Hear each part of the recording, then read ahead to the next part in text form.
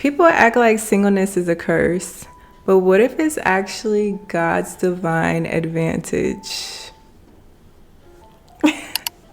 Today I'm going to be sharing how I fell in love with my single season and how it became one of the best gifts God has given me. Hey besties, welcome to my channel. My name is Imani.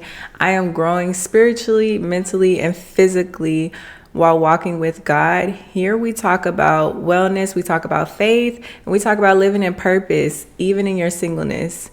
So if you're single too, you're not alone. This video will encourage you. Singleness is preparation, not punishment. For the longest, I thought something was wrong with me. I thought maybe I wasn't enough. Maybe I wasn't worthy of a relationship. Maybe I would never get married. But God showed me that it wasn't him punishing me. He was protecting me. He was building me up in private so I'll be ready in public. I remember when I was in my last relationship, and it wasn't even a relationship. It was it was a situationship. And I really thought that that person was going to be for me. And when it wasn't, I was completely discouraged. I didn't know why God would set me up to be with somebody that I literally thought I could marry just to let my hopes down.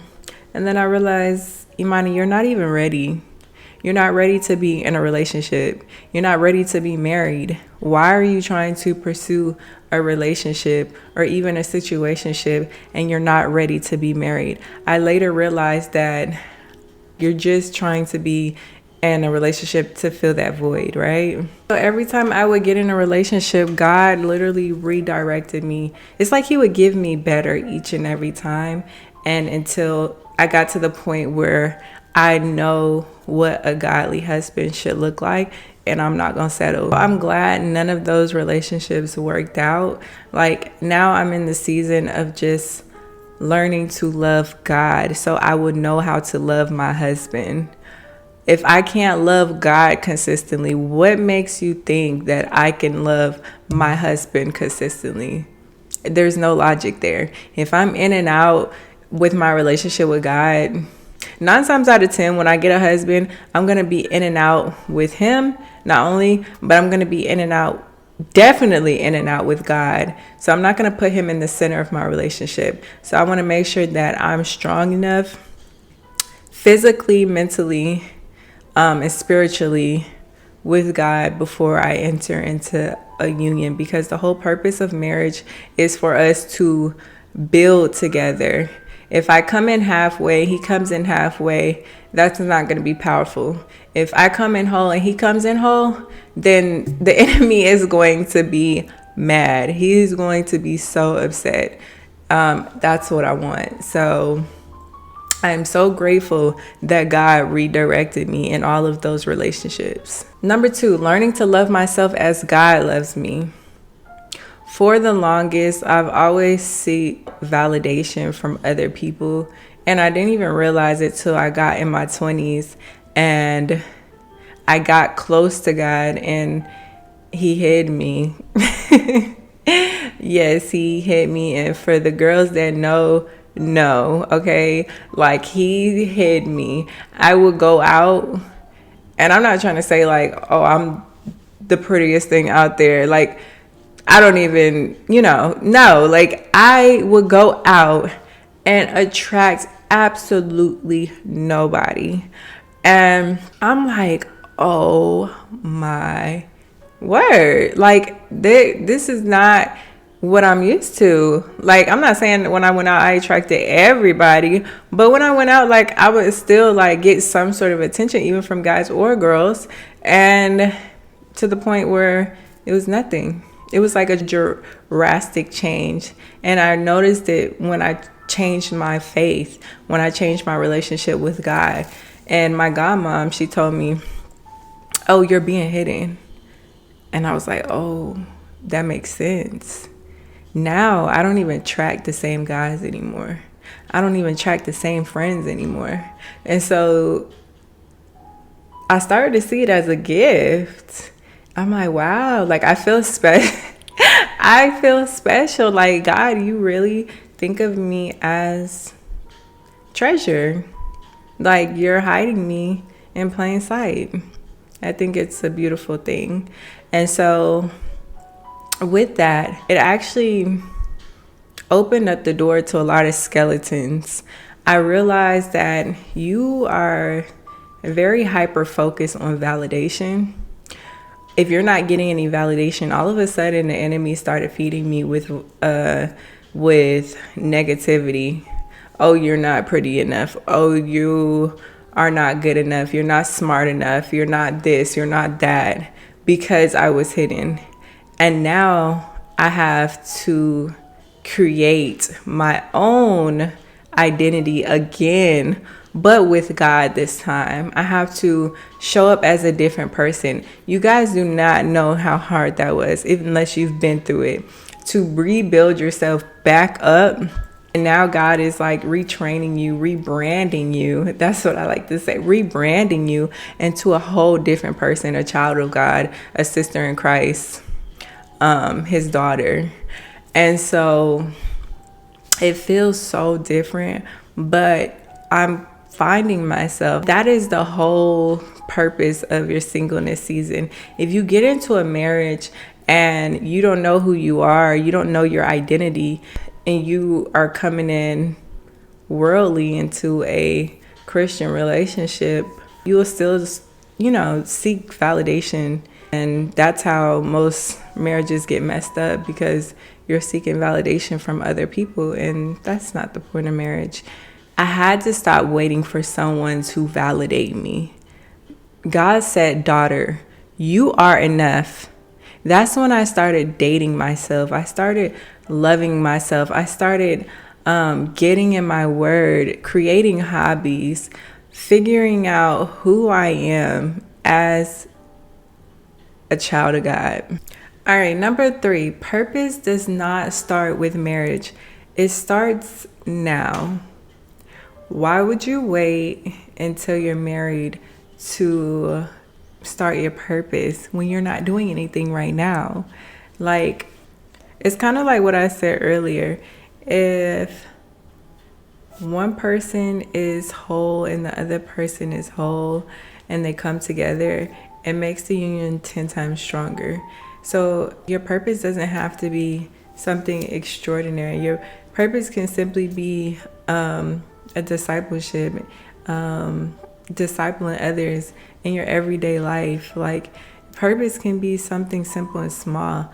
But if you are staying connected, staying rooted to God, and trusting his plan, and knowing that he is your father, he is our father, and he gives his children good gifts, there's no reason to just keep pondering on if he's going to give us that good gift or not, because he already promised that to us.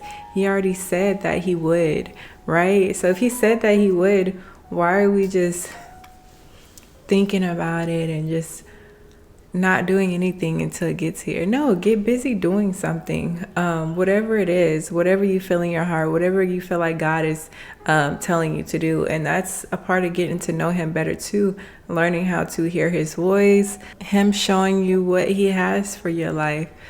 It could be the simplest things. Starting a YouTube, start that podcast, start that business. Start whatever it is that God is telling you to do right now. Do that. It might help. It might be on the pathway to meet your husband. God may need you to do X, Y, and Z before he can give you that gift. Kind of like when Ruth was working in Boaz's fields. If she had not been to work, she never would have met her Boaz. It was all a part of the plan. So whatever God is asking you to do right now, do it. Be obedient, because that may lead you to your husband. A lot of times people are like, oh, I haven't met my husband. I haven't It's been 20 years. Well, you never stuck to the plan. You're too busy thinking about your husband. Girl, get to work. Get to doing it. Get on the field. Start doing what God has asked you to do right now. Be obedient. Sis, do not put that purpose on pause waiting for a ring. Your assignment does not wait. It is time to start planting that seed, building discipline, and walking into what God has called you to. I remember a couple months ago, I fasted for 40 days and 40 nights, and I thought I was fasting for marriage. I thought maybe if I fasted, he'll come quicker. I realized by the end of the fast, God had told me that I was going to be single a little bit longer. Yeah, a little bit longer. At first I was like, what? But then I was actually happy because I realized I needed more time. I needed more time to actually enjoy my singleness. And this time, God told me to be solely focused on Him, strictly focused on Him this time. No more platonic friendships, no more, or not even platonic friendships, no more friendships that I know could possibly go somewhere, but I'm just trying to act like it's just purely platonic, or no more just random distractions. Like, focus on God, focus on what it is that God is calling you to and what He's asking you to do in this season. Doing my devotions, building my prayer life and more consistently, and just sticking to it, like being consistent in whatever I'm doing this season. So that looks like for me starting or continuing the women's ministry and being disciplined in it. It's me and my friends. So we started that earlier this year and it went very well. Like, it was so pretty and I loved it. And the women got to come together and it was just a simple picnic, but it was something for believers and new believers to just come together and really unite. And so continuing to do more stuff within that, doing this YouTube, starting my own business, like, these are things that I could be doing right now. Even picking up a hobby. Like, I want to start making candles. This is a time where it's literally just me and my Father. And I get Him all to myself and He gets me all to Himself. And so it's really a blessing. If you're in your single season too, drop a heart in the comments below and tell me one thing that God is teaching you in this season right now. Also, don't forget to subscribe. Next week, we'll be talking about how to hear God's voice clearly in a world full of complete distractions. Sis, you are not forgotten. You are planted. You are hidden in plain sight. You are a diamond in the rough. God is not holding out on you. He is preparing you. Until next time, stay rooted, stay radiant, and stay authentically you.